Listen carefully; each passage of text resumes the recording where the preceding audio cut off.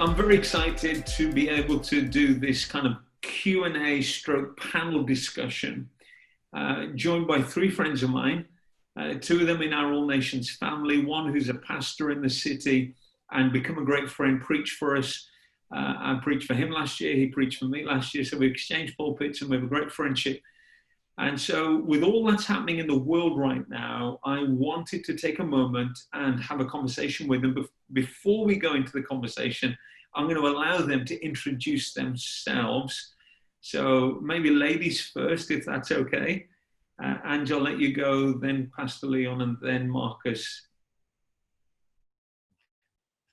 Thank you, Pastor Steve. Good evening. My name's Angela Foster.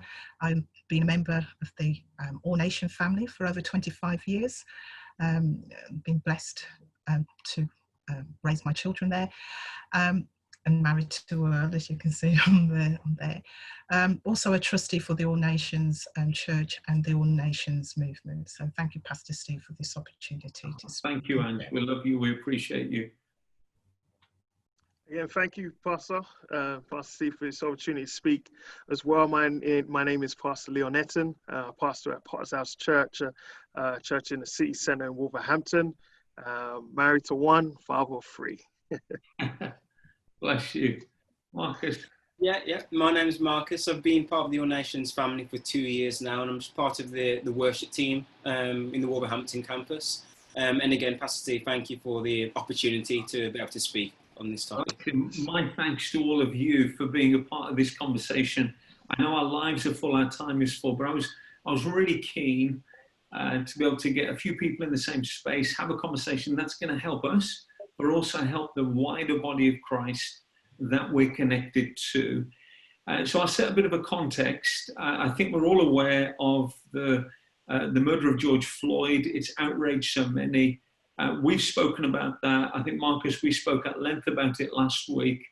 And it's just caused the world to kind of wake up to something, this injustice in that moment.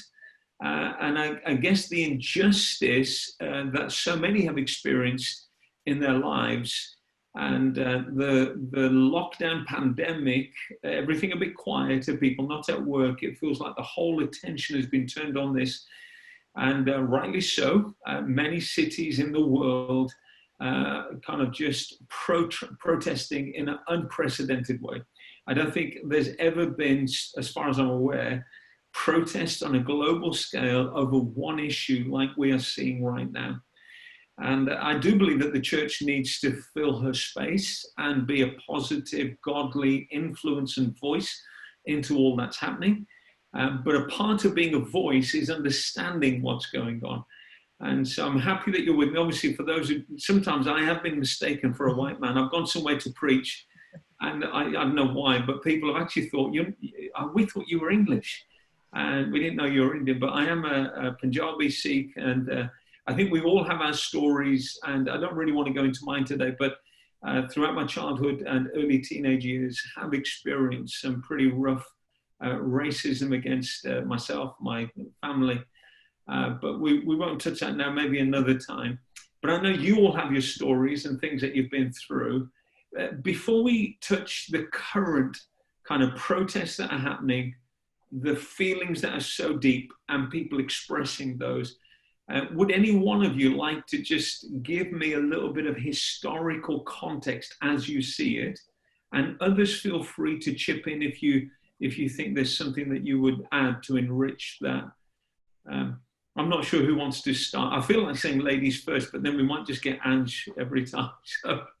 Yeah, I don't mind starting. Yeah. So I think we mentioned this the other day, Pastor Steve, that what we're seeing from this, with what's happened with George Floyd, is just one incident out of many. And the reason why people have so much emotion of what's going on is this has been going on for 400 years towards Black people. So we're seeing a build of that, and this is just one incident. So some of the history going with that, around 250 years of slavery that happened, with Black people getting transported from different parts of the world to different countries and exported as goods.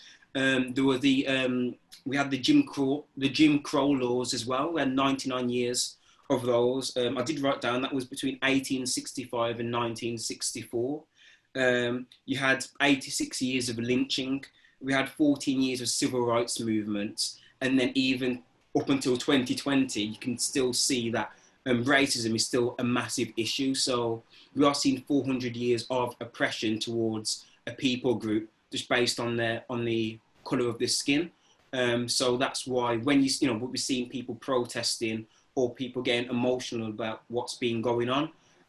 Yes, it is about George Floyd, but it's so much bigger than that. Leon, you said something in our conversation before this. Why do you think this kind of has sparked into something so big? I understand that historical context. I would agree with it.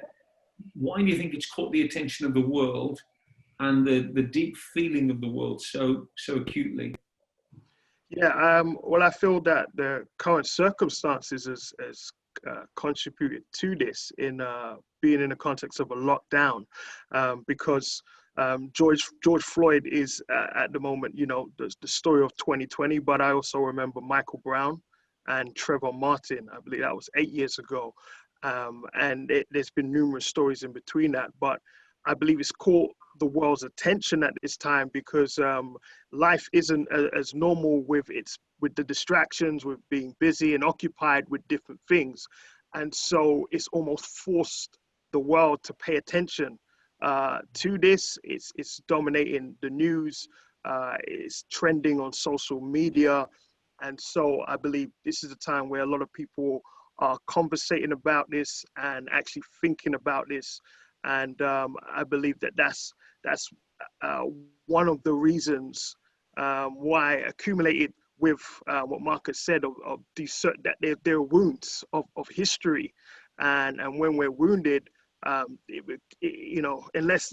the wounds are fully healed, it's sensitive, and it can cause us to respond with great pain and great hurt.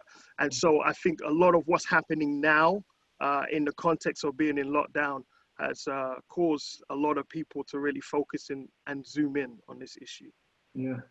And do you want to add anything to that? You're obviously been in the UK a long time. Your family came over, I think, in the Windrush era.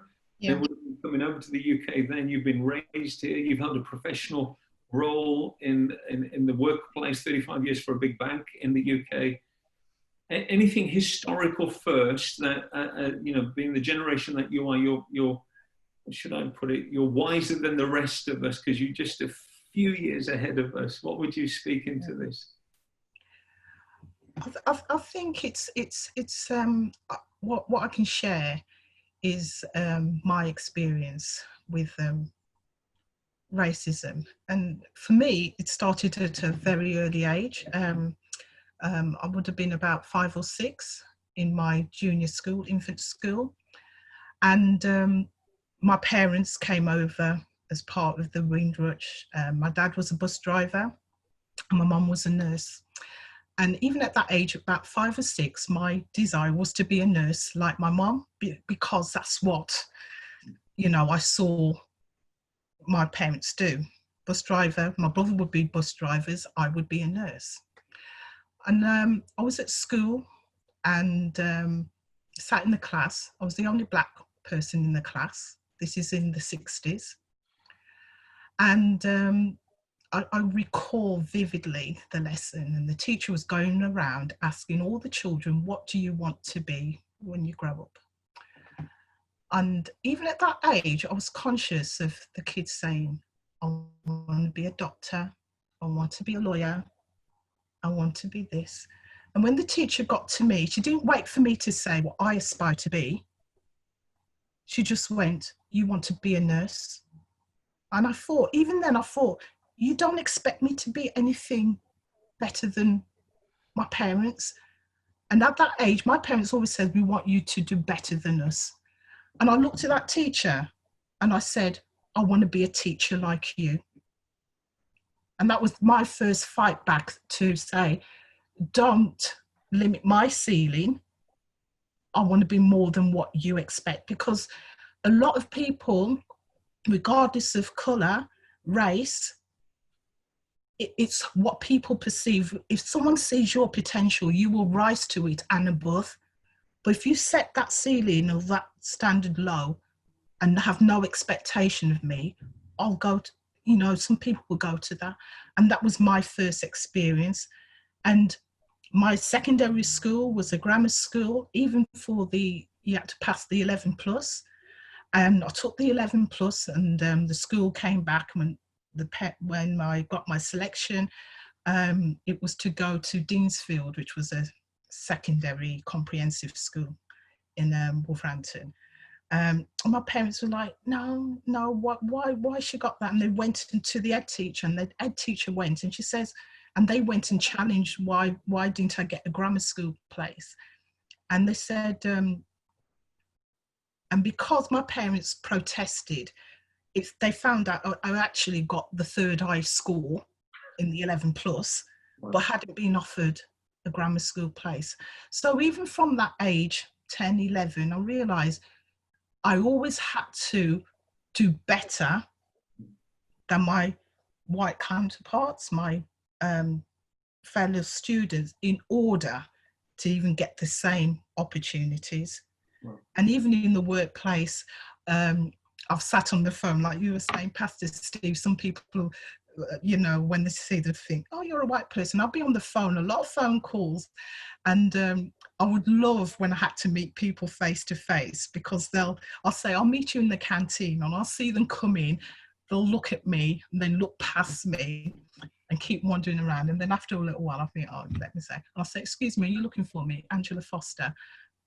And you see they're stunned because I didn't talk like a black person in their eyes. So therefore they weren't looking for me. So, and it's things like that, which a history of that being overlooked just because the colour of your skin, much more than another person, just to get the same opportunities, just to get the same doors open for you. You would expect. And I was going to say, if somebody in a school got the top three, teachers would be encouraging them all. Hey, you need to go to this school. Your kid's doing really well, but perhaps because of the colour of your skin, it wasn't even an option. No, we're going to send you over here. Yeah. So good job to you. Well done to your parents for coming in and having a conversation. But and I think that's part of the essence of the problem is that constant fight. It feels like a fight. We have to, as black parents, have to fight for our children. We have to fight. Our black youngsters have to fight. They feel they have to fight to be heard, because the expectation from them has been set so low. Wow. Yeah. I appreciate you sharing that and just being vulnerable in it as well. I know we could do a few hours just looking at the history. I'll just mention one thing. I was in a conversation today, and a couple of the pastors that were on that conversation had actually gone to Ghana, and they'd visited the castle where some of those who were trapped and enslaved were held in those dungeons before they were shipped out around the world. And just the pain of that for them. And one of the pastors this morning was saying he took some of the church people with him, and somebody actually said, I can't do this. I can't do Christianity and this. And his reasoning was right next to that dungeon was a church.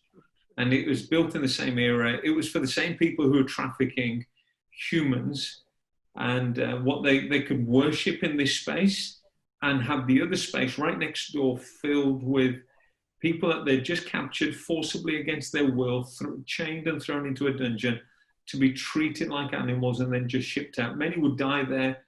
If they died on a journey, their bodies just thrown overboard, no respect, no. And this believer was like, I can't comprehend Christianity and this separation of value of life.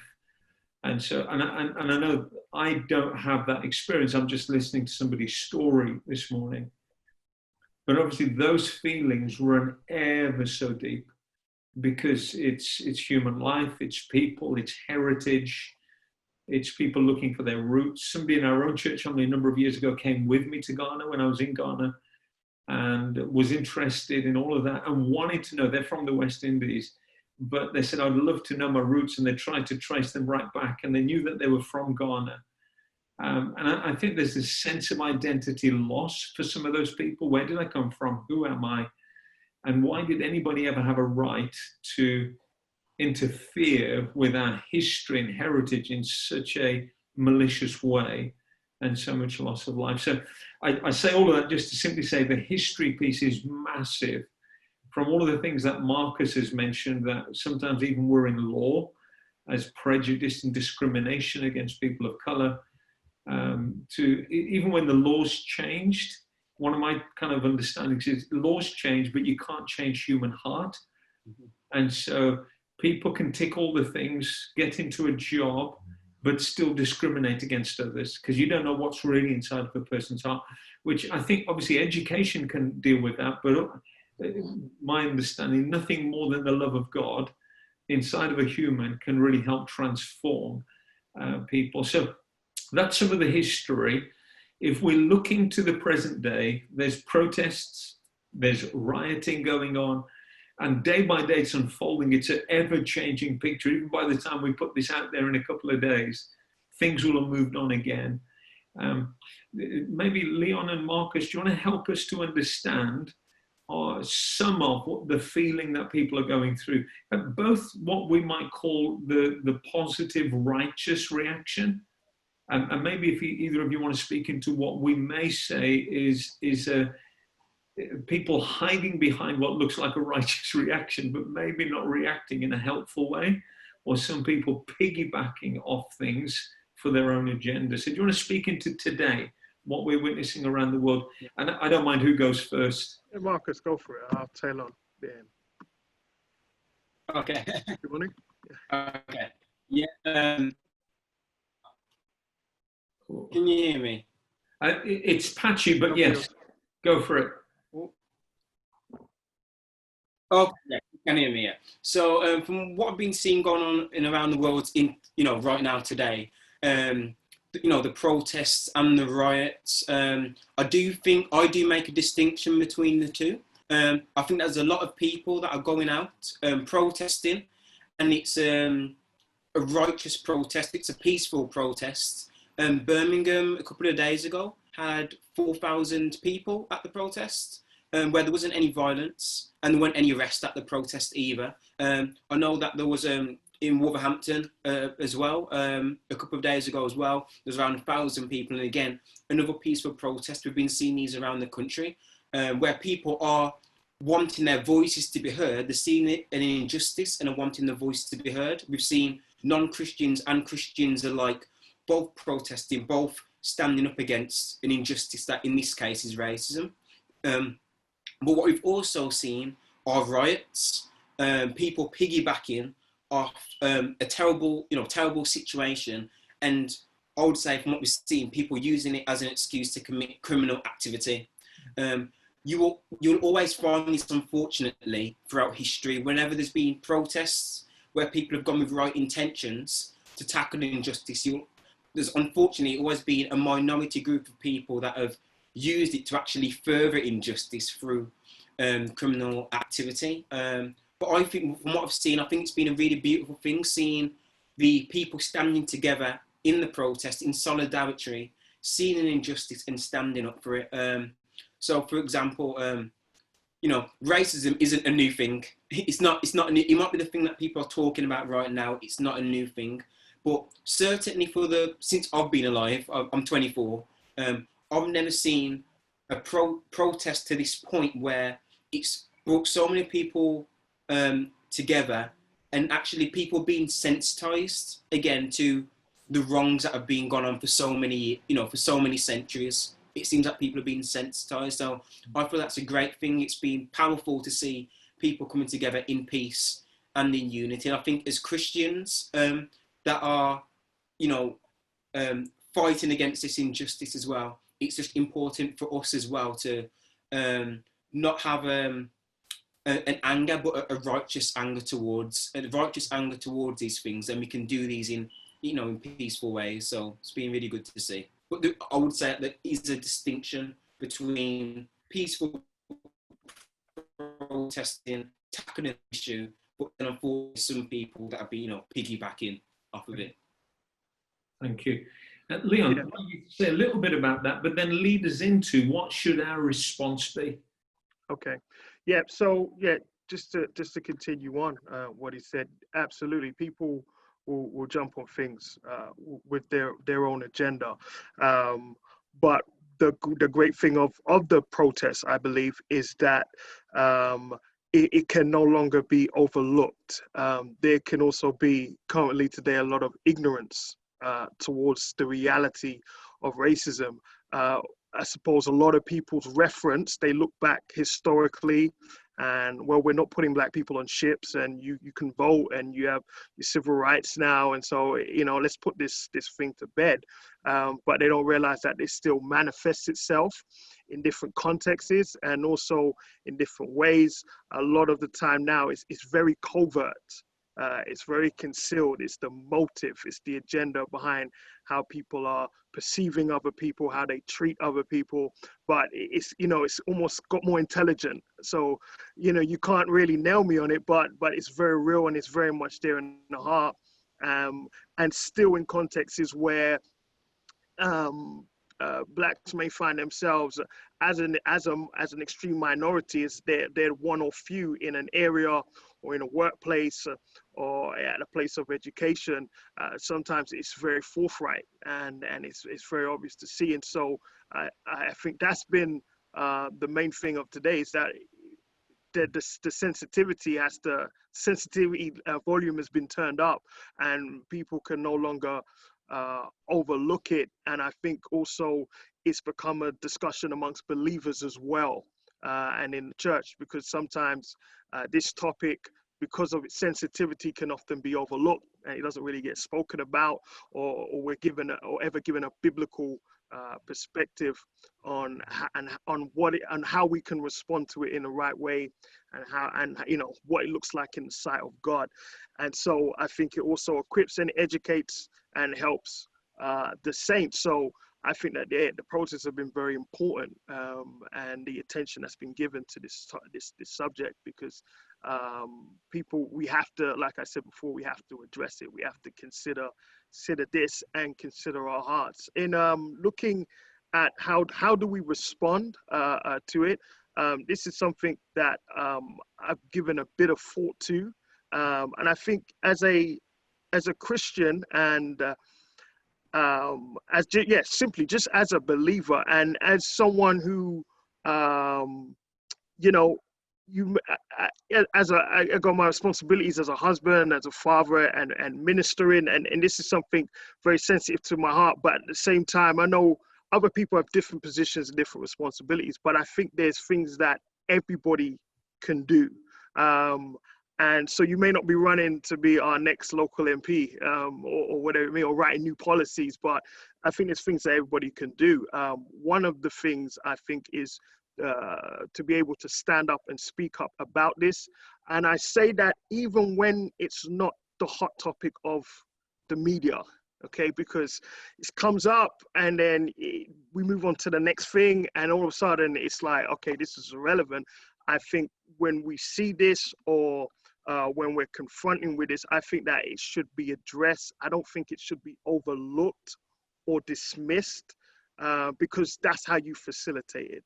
That's how it can stay there. So I think that this is always something that, as saints, that I believe we should be able to address and deal with. I think we have to always check our own hearts. Sometimes wrongs done against us can inspire wrong within us.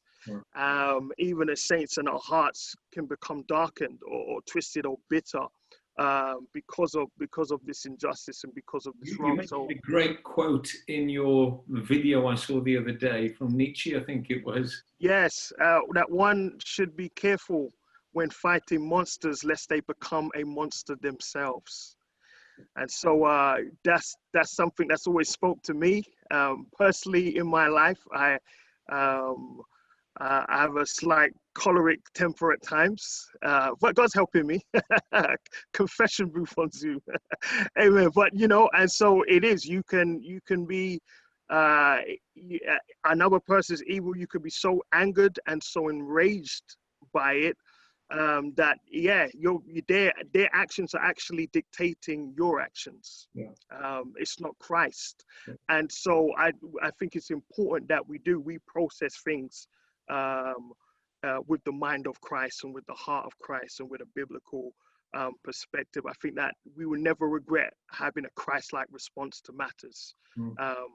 But reacting in the flesh and reacting in anger, that emotion, I think often we can look back and think, I could have responded a lot better and a lot more productively to the situation.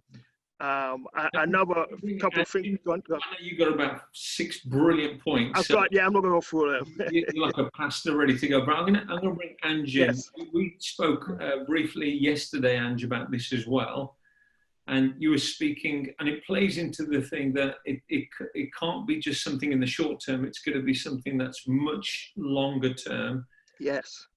So, Ange, you said something about not having a knee-jerk reaction. I don't know if you want to elaborate that. You said that to me yesterday, because we were talking about how best do we respond as a church family, as a church leadership to this. Yeah.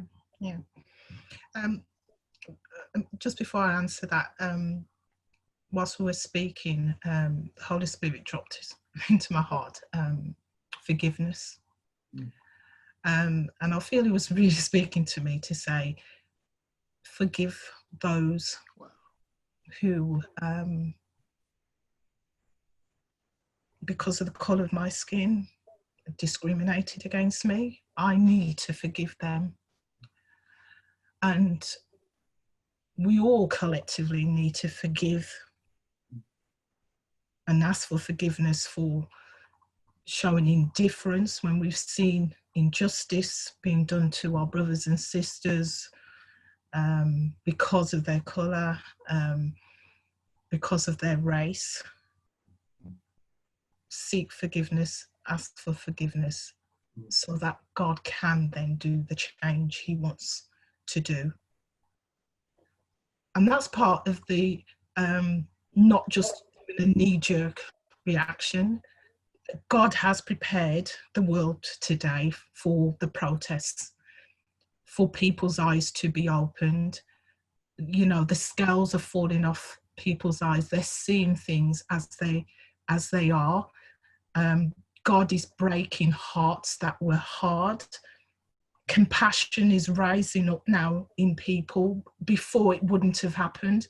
If George Floyd had been murdered, this time last year, there wouldn't have been this reaction. But people's hearts have been broken.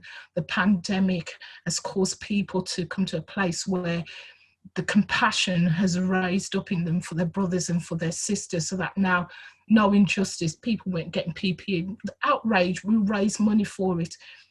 A man being killed on the street, regardless of, it was George Floyd, he was a black man, but I'm sure if it was a white man and they saw the way he was killed, people would have been raising up about it. And God is breaking hearts so that we can be more compassionate people. So this isn't just something for today. That compassionate heart will drive changes in our society. It will change the hearts of leaders. Leaders are in position now that their hearts have been broken because they can't go on the same way, lives of privilege and only looking after their friends. They've got to look at the ones in society who don't have much, who don't have a voice. And they've been placed there with the voice. They've now got to fulfill what they've been put there for. And God has placed them there for such a time as this. And we are all going to be part of that change, whether it's to go out to vote, go and talk to your local MP, tell them that these are the things that need to change. These are the changes we want to see in our education system. We've been quiet about things which God has says no to. We go and we protest and say, we don't want to see these things coming into our school. You've taken God out of the schools. And when everything's breaking down now, you're saying, why is this? Because you remove God from out of so many things. And God is saying, he is, as I said, breaking people's hearts because he wants to bring us back to a place of love. Thank you. Thank you. God loved us so much. That's what he wants. He wants his world to be a place of love. Marcus, do you want to give us one thing? And then because Pastor Leon's a preacher, we're going to give him just to be able to add one of his other points as well. But one way practically that we can respond that is going to be helpful towards what's going on. So many people are asking me, so what do I do? I'm hearing you, what do I do? Yeah, so I feel like there's many practical ways. I think we mentioned it the other day, we touched on it. In a practical way, it's education, it's learning, it's taking time. People learn in different ways. Some people may want to read a book on other people's cultures to get a better understanding. For some people, I would say, if you're in this situation, if you're a non-black person, to have a conversation with a black person, have a conversation, learn where they're coming from, learn where, for a lot of people, this pain's coming from, and take time, not always just to speak, but to listen, to hear other people, because the more that we understand other people, the better that we can learn to help each other and to love one another. So education's massive, awareness is massive, because if we don't know about the topic, if we don't know about why people are hurting the way that they're hurting, we can't help them, we're ignorant to it. But with that, I was thinking earlier today, it's linked in with the two greatest commandments as Christians, as what we can do. It's to have our priorities where they should be. The greatest commandment is to love God with all our heart, with all our soul, with all of our mind and strength. And the second is to love your neighbour as yourself. And we can only love other people fully once we love God first. So it's, as Leon said, it's checking our hearts, making sure our hearts are in the right place. Because there's a broken world out there right now. There's people that are broken, that don't know Jesus, and they don't know God. Us as Christians, we have the privilege to know. But sometimes I feel like if we go out there, just straight away, and instead of showing compassion, first of all, we're just showing people, and not that's a bad thing, but we're just showing people truth without compassion, and we can lose people. It reminds me of in the Bible where Jesus raised Lazarus from the dead. Jesus knew that he was going to raise Lazarus from the dead, but he still wept. He still wept with those that were weeping. So for us as Christians, it is to learn about other people's cultures, so that we can have compassion, for people, and have these conversations. So I would say that education and conversations. Thank you so much. Thank you. Pastor Liam, back to you. Then I'll probably take it, and I've got one thing I'd like to add to all of that as well. So. Yeah, I'll only add one more thing then. I think our mission as the church is to minister the gospel of Jesus Christ. This is an issue in the heart of men and women and people, and that's what we want to see happen. I'm absolutely for policy change and law, but we also did say that a law can be written, but the agenda and the motive in a person's heart can still, the darkness can still remain. And I think, this is not right in the sight of God. But we serve a just God, but we serve a very merciful God who is mighty to save and can make that heart of stone turn into a heart of flesh. And he's made his church his agents of change, ultimately. From the kingdom of darkness, and racism manifests from that, and so it's our prime objective. We want to see people's hearts change, and then upon that, I totally agree with Marcus that people get educated and have those conversations, and because that's growing in the likeness of Christ. That's what Marcus is talking about. It's like you're seeing me how Christ sees me, and seeing yourself the same way. And I think we grow and develop like that. But I think our mission as a church is a very effective one in encountering a lot of the darkness in the world. It's a really good reminder from all of you, actually, forgiveness, and thank you for the reminder of that. Even the ones that have been perpetrated against, if we're followers of Christ, releasing forgiveness to those who have hurt us is not only good in terms of for them, but it's actually even better for us because we're becoming like Christ. We're not holding anything against anybody. It's a huge piece in there. Marcus, appreciate that on education and showing compassion to people. And love the way you round that off, Pastor Leon. Just, it is the gospel that's effective. You know, only Jesus has the ability to change the human heart. Take the racism out. Take those blind kind of glasses that people are wearing, that they see the world in a wrong way, see color in the wrong way, instead of seeing the beauty and the wonder and the majesty of what God has created. That we see it in a perverted ways. It is a work of the enemy. So as our hearts are the Lord's, then it should be that our hearts are transformed to see the world and see people like he does. I'll tell you one thing over the last 10 days that the Lord has repeatedly spoken to me, and it's really been about make it a priority to keep your eyes on me and not the issue.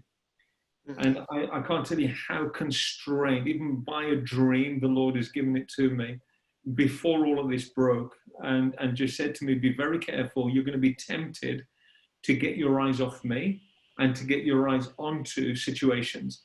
And I think the challenge here is the situation is so emotive and it's so unjust that it demands attention. But I felt like, I wrote this down earlier, I felt the Lord just saying it to me, while dealing with this issue, we must keep our eyes first on the Lord, and that we don't have permission to stop listening to what he's saying and doing. And not only the logos in terms of what does the Bible have to say generally, but the rhema in terms of what is the Father doing on the earth at the moment.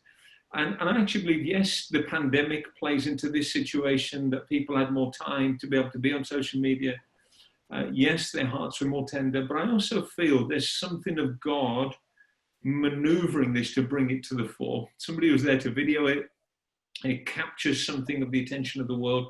I think God's playing into it, but I think there's a bigger piece in terms of, I saw the pandemic as a shaking. I see these current protests as a shaking worldwide. It's destabilizing the world as we know it.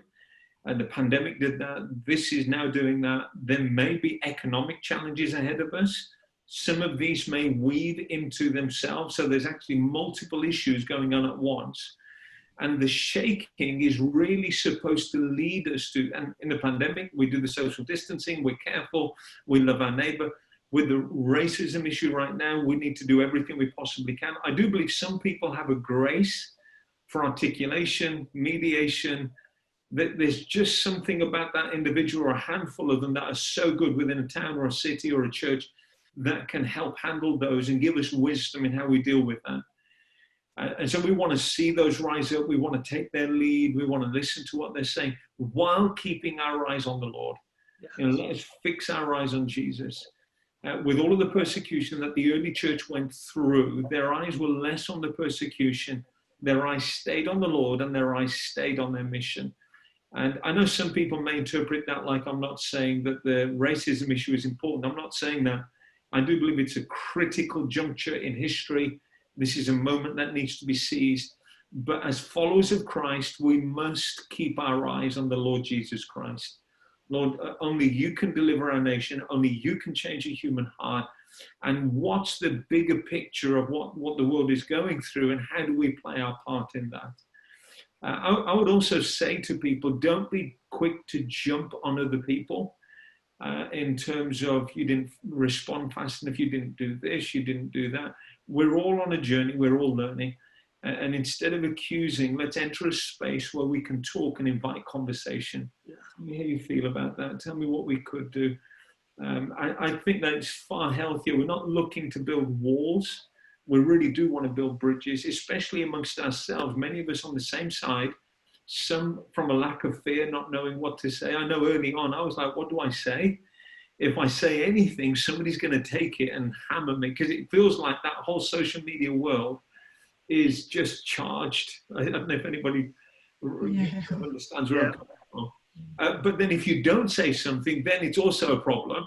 And so you're like, I want to say something, but I remember I was saying this to Marcus, am I allowed to call black people black people?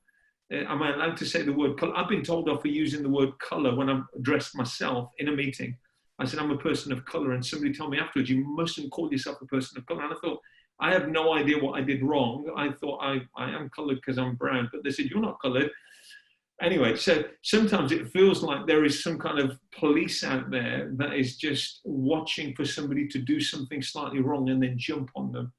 And we must give each other grace to enter this space, to be able to do something for the long haul. One of the conversations I had this morning, they actually said the same thing. Let's think 5 years and 10 years, not just what can we do quickly this week. It's about 5 years from now, are we still having the same conversation? 10 years from now, are we looking at, well, how have we done? Have we managed to change things in our society? I think that is far healthier than just a quick response that isn't as thought through. We probably need both. We need to be able to respond in the moment, but we need to think longer term. So I hope that's helpful. Unless somebody's burning with something, I might just, if you are, you're welcome just to raise your hand and speak into something. Go for it, Ange. No, I just want to say thank you, Pastor Steve, for, putting this together. As you said, it is important, for our church to hear your heart and hear the voice of our family, what we say about this. It's not to be ignored. But as a family, we address it together, as you would with any family that we've got a problem. We come together. Yeah. And it's good to have Pastor Leon, because it's not just about all nations, and Potter's House, it's about everyone coming together. And thank you for bringing us all together, that we share our hearts, and that's all it is about, everyone sharing our hearts and coming together, working together to make a change. Yeah, thank you so much. And please do keep speaking to me. If you see something we can do better, we're open, we want to learn. I really don't want to do the token thing. I guess that's why I was a little bit slower off the mark as well. I don't like tokenism. Do something quickly so everybody thinks you're okay. I'm like, no, let me think this through a minute. Just, where does it fit? How do we respond? What do we do? But I think that's a continuing journey. I've got it in mind to have more conversations. We've had some in our leadership team. We're having others. We're having this one. I'm involved in this subgroup with national leaders on this whole topic. So please do, as you feel, speak back to me and help me if you have any more wisdom in what we could do. So thank you, Marcus. Thank you, Leon. Thank you, Angela. Thank you, Steve. And I look forward to continued conversation off this, but thank you for helping us to be able to get this together.